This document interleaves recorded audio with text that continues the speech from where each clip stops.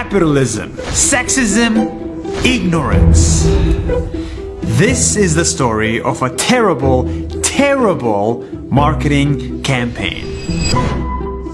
See, I have just arrived home in Israel. And as I took the train home, I saw this. An ad campaign that I couldn't believe was a real thing.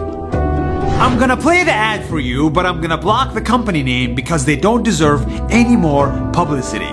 Are you ready?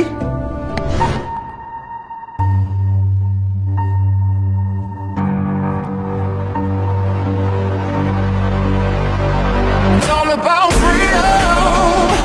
Finally breaking the chains.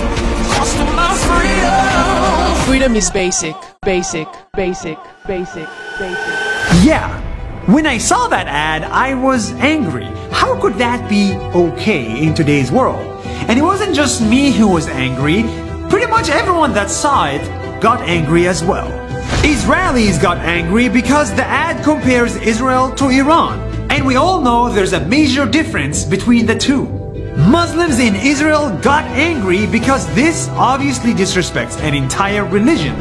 And women got angry because this ad suggests this means freedom and this means no freedom. It assumes that the less clothes you have, the more free you are, and that is an insult to every woman's choice.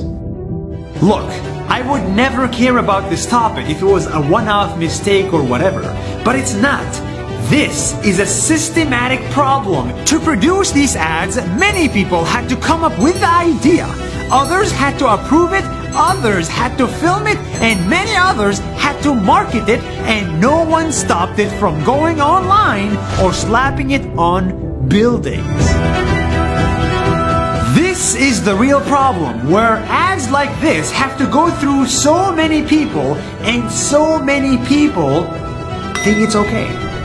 Look, even if there's a little bit of truth in the ad, there's a lot that is not okay in it. It is not okay to disrespect an entire country, an entire gender, or an entire religion just to sell a t-shirt.